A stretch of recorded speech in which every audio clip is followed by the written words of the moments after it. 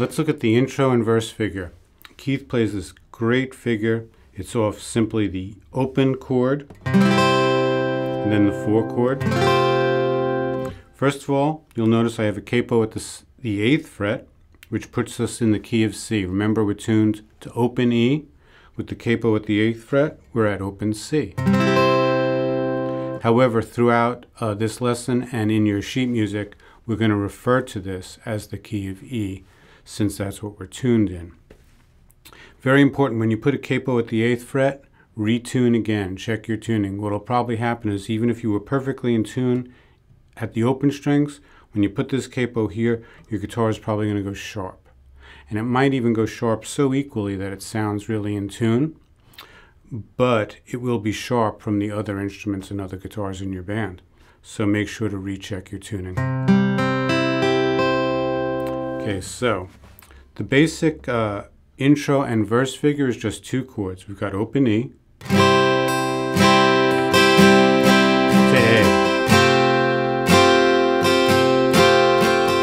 Now let's look at that. Open E is simply the open strings.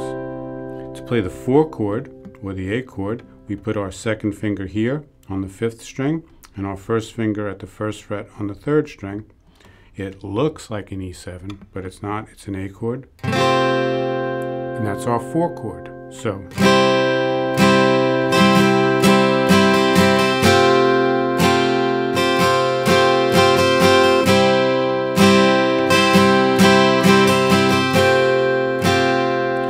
those are the basic chords, but Keith does something a little bit more interesting than that. Here's what he does.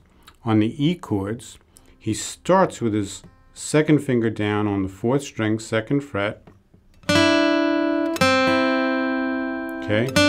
And he releases that on and off to create a bit of a melody. I'm only going to play the inside string so you can hear that melody part.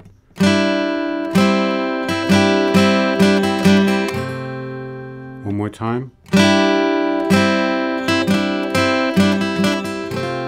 Okay, you hear that inside part? Now when you put it inside the chord,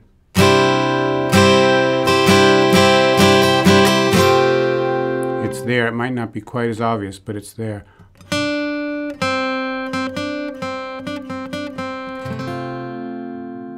Now, over the A chord, Keith pretty much just strums it, but he likes to end that measure with a fill. Something like this.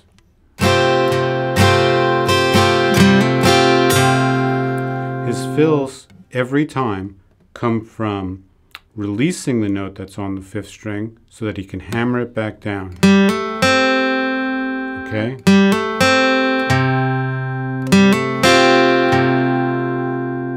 And you can be a little loose with those fills and play whatever you really like.